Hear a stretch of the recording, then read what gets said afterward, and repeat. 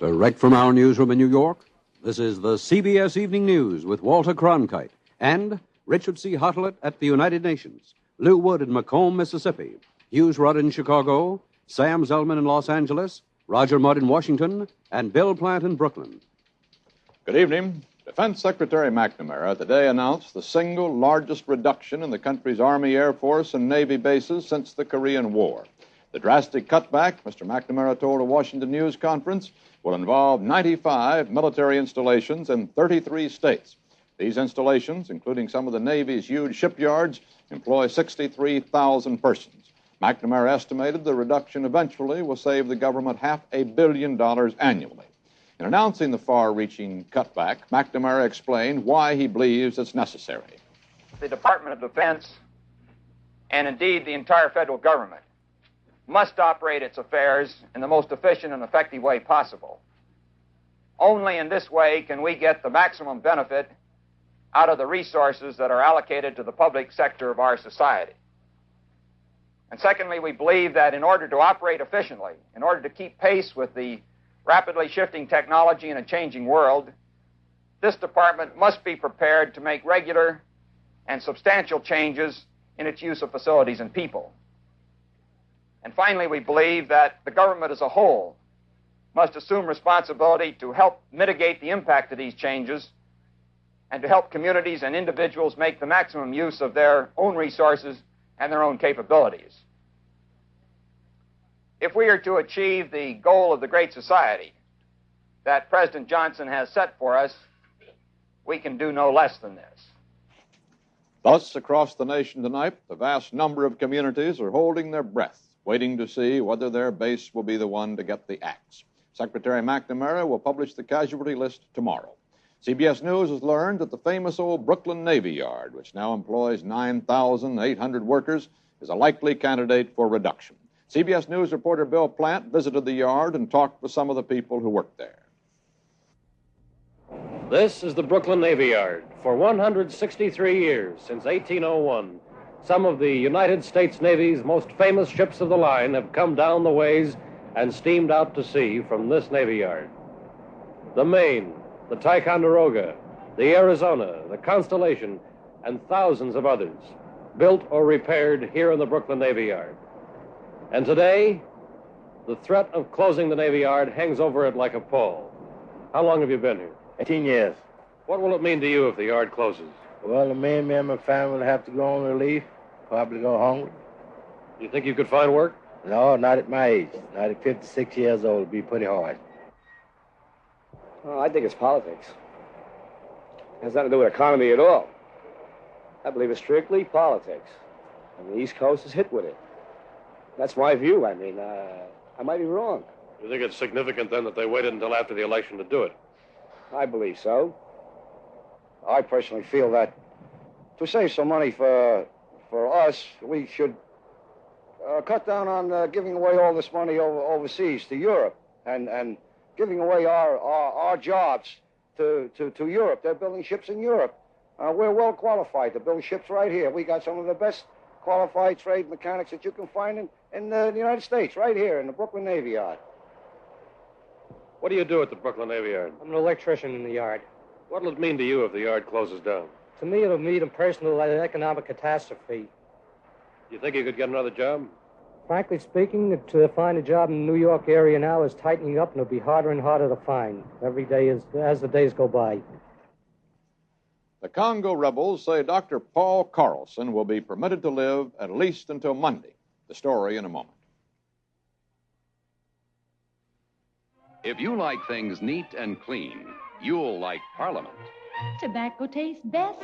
Tobacco tastes best When the filter's recessed. when the filter's recessed. Smoke neat, smoke clean, smoke Parliament. Tobacco tastes best when the filter's recessed. And Parliament's filter is recessed a neat, clean quarter-inch away. That's Parliament's extra margin. If you like things neat and clean, you'll like Parliament. I've heard a lot of people talk about Persona Blade before I ever tried it. I tried, and I tried. big difference that I find with Persona is the smoothness. I don't know what the difference is. I just know there's a difference. Have you discovered Persona Stainless, the luxury blade? Discover it now and get the best stainless offer yet. 2 regular packs of double-edged Persona for only 98 cents. Save 60 cents and get more shaves, better shaves, or we'll buy you or any blade you name. Discover Persona now.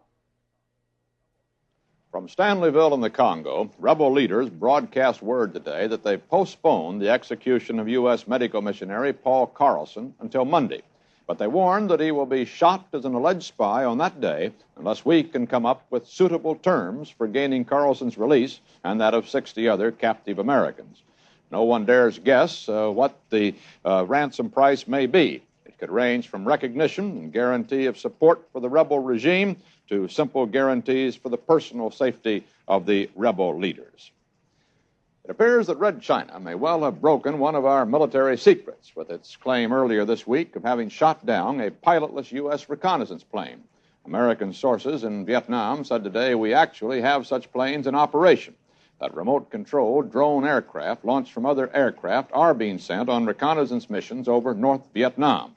The same sources did not discount the possibility that the drone planes have been guided over communist China. Washington remains silent on the matter. Defense Secretary McNamara had no comment for newsmen today. McNamara did disclose, though, that another of our reconnaissance jets was shot down by communist forces in Laos today. There was no immediate word on the pilot's fate. We also suffered more setbacks in Vietnam today. 115 U.S. Army helicopters, the largest number ever involved in any single operation of the guerrilla war, flew 3,000 government troops to an attack area north of Saigon.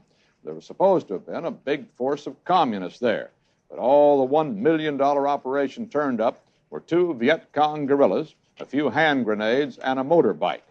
In Saigon, meanwhile, another of those terrorist bombs wounded 18 Americans and several Vietnamese. Our ambassador to Saigon, General Maxwell Taylor, is returning to Washington on November 27th to review the course of the war with President Johnson. Our diplomatic correspondent in Washington, Marvin Kalb, quotes White House sources as saying that Mr. Johnson is thinking in terms of a slight escalation of the war, but at the moment, nothing on the scale of an attack against North Vietnam. At the United Nations today, the escalation process was stepped up considerably in the U.S.-Soviet confrontation over finances. The story from CBS News UN correspondent Richard C. Hotley. Communist delegates flatly turned down a compromise scheme being put forward by 4 smaller nations to avert a head-on collision here on December 1st.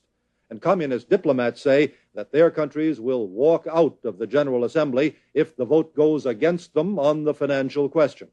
The Soviet Union and 6 other communist members still say that they are not in arrears because the peacekeeping charges are illegal and that efforts to force payment could wreck the UN.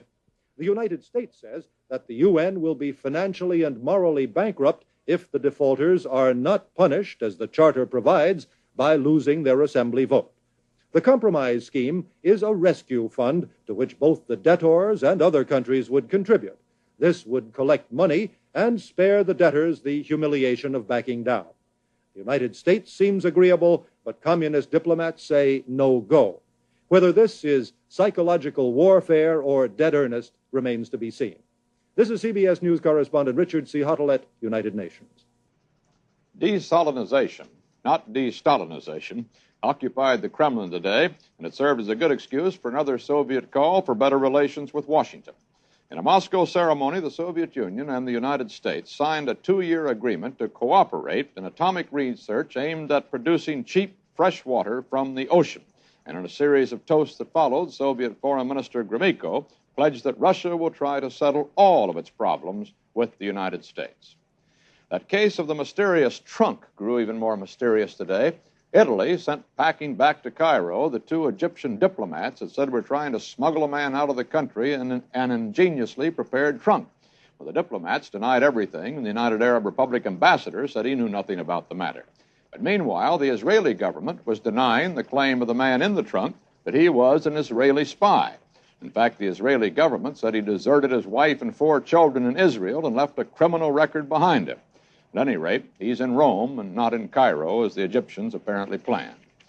In a moment, Nazi documents that claim Pius XII favored the Axis in World War II. This is the secret of clean dishes. Hot, hot water.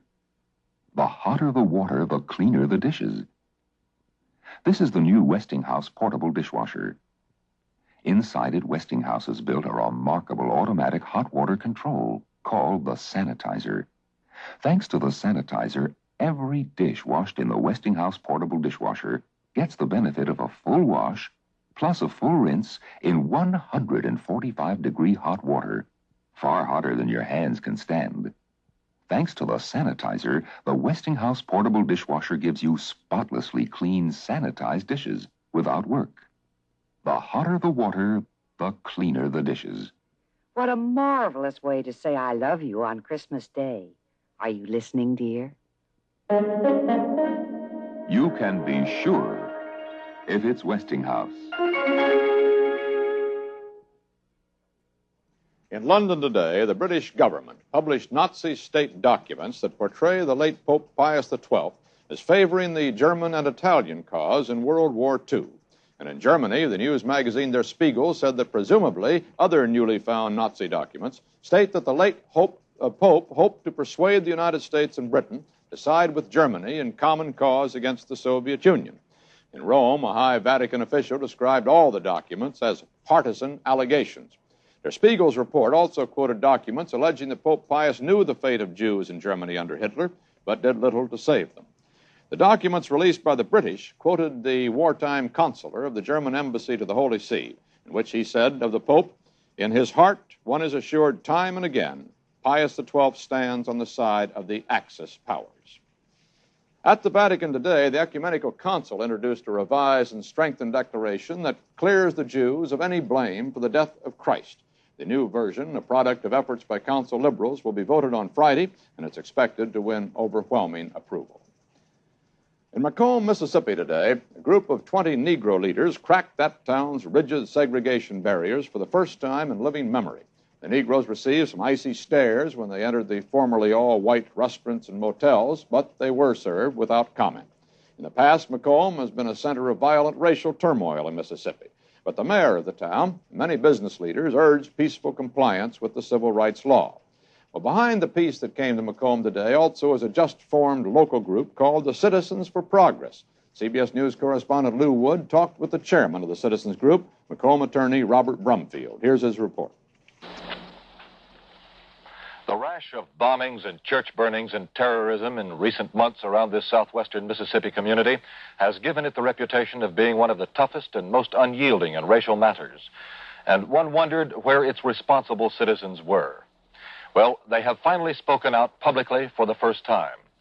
After a massive effort just in advance of the testing of civil rights facilities by the Negroes, an ad appeared just before the testing in the local newspaper under the title Citizens for Progress. And it calls for a return and a restoration of peace and adherence to law and order and compliance with the law of the land.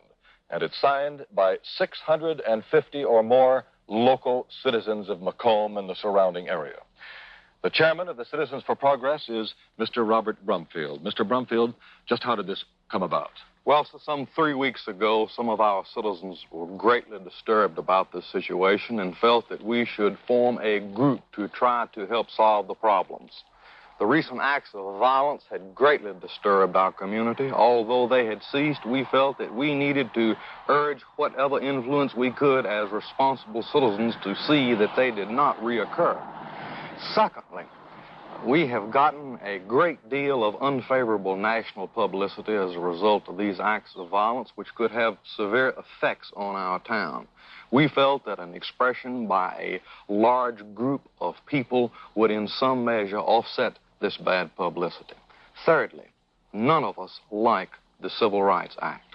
Nevertheless, the same is now the law of the land, and we as law-abiding citizens feel that we must learn to live within the laws of the United States in spite of personal difficulties. Well, Mr. Brumfield, has the possibility of intimidation been a factor in making it so difficult for citizens to speak out publicly up until now? Quite frankly, that is possible. Then that may be the key to the entire question. But Finally, the responsible citizens of the Macomb area have spoken out publicly, and they've taken the bull by the horns. And Macomb may now see an end to its racial troubles. This is CBS News correspondent Lou Wood in Macomb, Mississippi. A woman correspondent who had an interview with a large group, FBI Director J. Edgar Hoover today, said that Mr. Hoover said that Martin Luther King is the most notorious liar in the country. He was angered, it was said, because King has claimed that FBI agents in Albany, Georgia, would take no action on civil rights complaints because they themselves are Southerners. Dr. Andrew Ivy, the Chicago physiologist charged with fraud and conspiracy in the promotion of Cribiazin as a cure for cancer, surrendered in federal court today. CBS News correspondent Hughes Rudd talked with Ivy just before he walked into that courtroom. Yes, we've met before. Any comments, sir, about all New that? and interesting experience. This is not the first time that scientists have suffered indignities for standing up for what they think is right. How do you think it's all going to end, sir? All in my favor, and You're in the still favor of my patients. You're still convinced of the efficacy of Cribiazin? 100%, more than ever. Oh, what, sir, if the court find against you, what then? Well, I don't think that's going to happen. Dr. Ivy entered a plea of not guilty, heard his next court appearance set for January the 11th, and then held a news conference in the corridor of the courthouse where he was asked if he could make Cribiazin in the courtroom if necessary. I'd be very glad to do that, to make a demonstration, because any average citizen can understand how Cribiazin is made. It is just that simple. As a matter of fact, it is so simple that some people have said that everything has not been disclosed, which is necessary for the manufacture of Cribiazin. Why is it so expensive if it's so simple to make? Well, the production of the first batch of any medicine, which you obtain in small quantities from biological sources, is very expensive to make. And the first batch of Cribiazin, according to the receipts which I saw in 1953 and 54, cost more than $1.3 million. Since that time, as is true of any drug, the cost of production decreases. Would you agree to a moratorium on this? Why, absolutely not, because that would be cooperating with the sentence of death on these patients who are now receiving it and on whom it has been demonstrated that it is necessary for the preservation of their health and life. Later in the day, Dr. Ivy's co-defendants, the Dorovic brothers, appeared for their arraignments and also pleaded not guilty. Like Dr. Ivy, they are out on $5,000 bond. This is CBS News correspondent Hughes Rudd in Chicago. An AP survey today said the heads of police departments in 40 of the nation's most important cities know of no John Birch Society members in their organizations. Yet membership by policemen in the controversial right-wing Birch Society has stirred up a storm in Philadelphia and in Santa Ana, California. And Birch Society organizers claim members in almost every major police department in the country. In Los Angeles today, CBS newsman Sam Zellman talked with the Birch Society's public relations director, John Russello. Why does the John Birch Society particularly appeal to policemen? No, we've never appealed to any one group, such as lawyers or doctors, or in this case, policemen. We've tried to have a broad appeal. Now, it is true that people in the law enforcement field, because they are very conscious of the communist conspiracy, in many cases they've come in direct contact with it. Naturally, they are interested in any organization such as ours that is trying to alert the American people as to the threats of communism, how it works, and especially in the case of the policemen, we have a national program of supporting your local police, so I imagine that our voluntary organization appeals to them. Do you have members in many police departments across the country? Yes, we find as we check around the country that we have many members of local police and sheriff's department, law enforcement groups, people from Attorney General's office and others that have joined our society because they have found that it's a very worthy and fine organization. Are your police department members in Philadelphia particularly strong? Well, we have, I think we checked there, and we have around 20 members of the John Birch Society in the police department in Philadelphia. I think the mayor there has decided to make this a political issue. I was just in Philadelphia, and on the basis of my survey there, it looks to me like the mayor's running for some kind of a higher office, and he's decided to kick the John Birch Society around, which seems now to be one of the political tricks of the game. Could you give us a rough idea of how many members you have in other police departments in large cities? No, we've never really taken a check. I guess now we better, because it seems to become the issue of the day, and we really have never taken a strong sounding around the country to find out exactly how many members of police departments we do have. A park across from the road from the LBJ Ranch raises a controversy, and that story in a moment.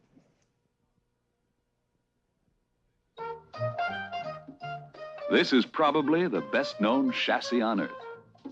Well, second best. It's the heart of the famous four-wheel drive Jeep Universal.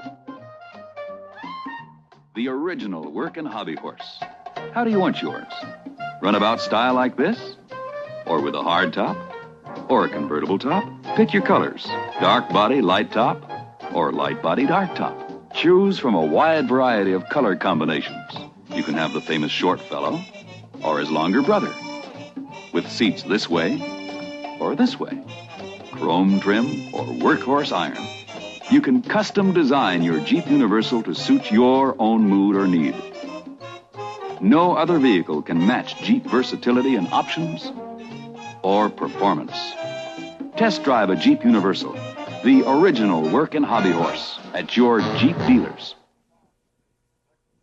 How does a fond state protect the privacy, the home site of a native son who has been elected President of the United States? Well, in Texas, the Parks and Wildlife Commission has officially brought into being the Lyndon B. Johnson State Park. And not by coincidence, it's directly across the road from the LBJ Ranch, the president's home. Money for the park and condemnation authority to acquire the 200 to 300 acres that will stretch for a mile and a half along the road have been voted by the commission. One of the president's neighbors, Earl Sweeney, has a 70-acre farm across the road from the LBJ Ranch. And he says he believes the park was set up because 3 Austin men had obtained an option from him for land on which they plan to construct a snack bar and curio shop right across the main entrance of the road to the LBJ Ranch. Well, Sweeney says unless the Parks Commission offers him a satisfactory price, he'll fight the matter out in court. Denison Kitchell, Senator Goldwater's campaign manager, warned his fellow Republicans today to end their bickering or watch the GOP become a vanishing party. There's some division among the Democrats, too, and CBS News correspondent Roger Mudd has that story. With the Democrats in such overwhelming control of the Congress, it is a spirited race for a relatively minor party post in the Senate, which is providing Capitol Hill these days with its main topic of speculation. 3 Democrats are in the running for Hubert Humphrey's old job as whip or assistant majority leader. They are 46-year-old Russell Long of Baton Rouge, Louisiana, the ranking Democrat on the Finance Committee. 62-year-old Mike Monroney of Oklahoma City, the second-ranking Democrat on the Commerce Committee, and 57-year-old John Pastore of Rhode Island, who ranks just ahead of Monroney. The maneuvering and the campaigning of these 3 men is a fascinating study in human nature, of past political favors, of petty jealousy, and of mean gossip. 2 weeks ago, Pastore was the odds-on favorite, not only with the president, but also with the Senate liberals. But suddenly the liberals, as they do very frequently, went off in 8 different directions. Led by Paul Douglas of Illinois, a group of farm state liberals indicated they were not for Pastore at all, but were for Russell Long of Louisiana. One of them confided, "I've got farm troubles this year, and I'm afraid Pastore doesn't know a cow from a mule." Another expressed fear that Pastore was too much a Johnson man. But then Paul Douglas quickly got accused of cronyism because he and Long serve on the Finance Committee together and once were on the same side in the filibuster. About all they can agree on is that President Johnson has promised not to intervene in the party caucus, and they are not so sure they believe him.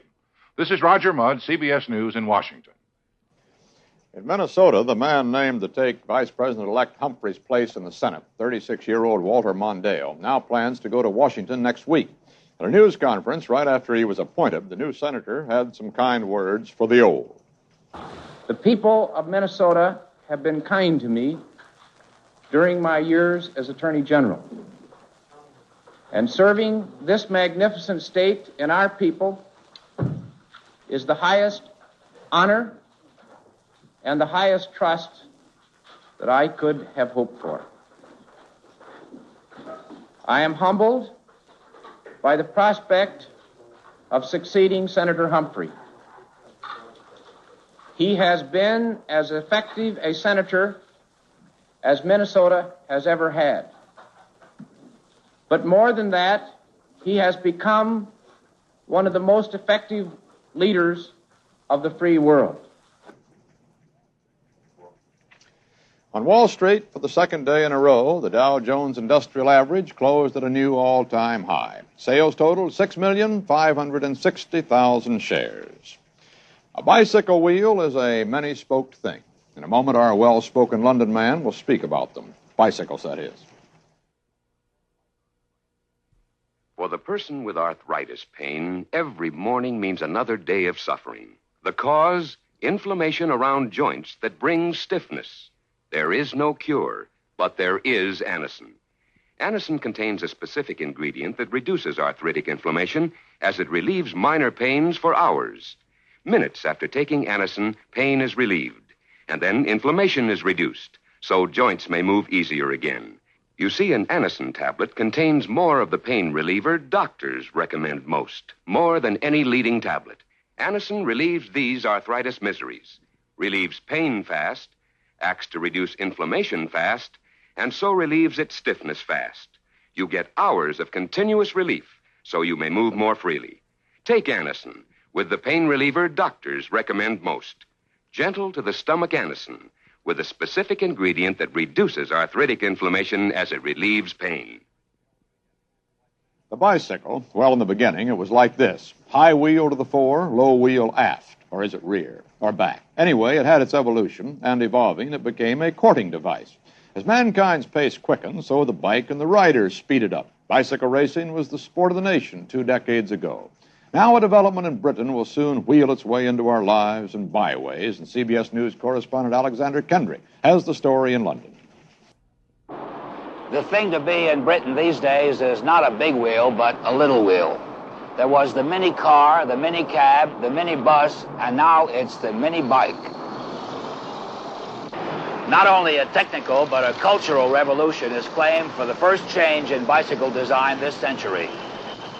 The mini bike is not a toy, even though its 16-inch wheels instead of the normal 27-inch make it a toy under American customs regulations, and thus require twice as much tariff duty as the standard big bikes.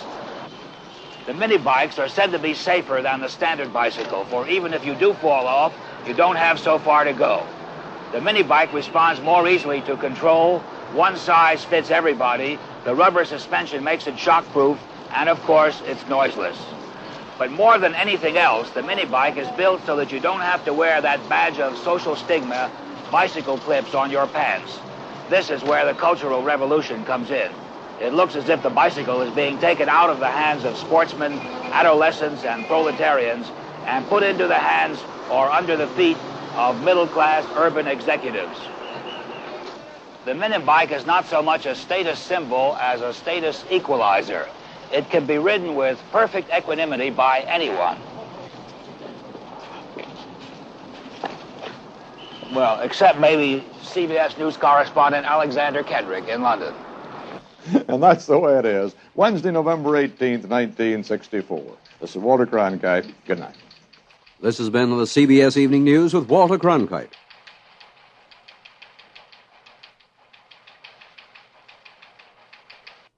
Enjoy the fun when the Beverly Hillbillies treat a teenage singing sensation like a poverty-stricken refugee tonight on the CBS Television Network.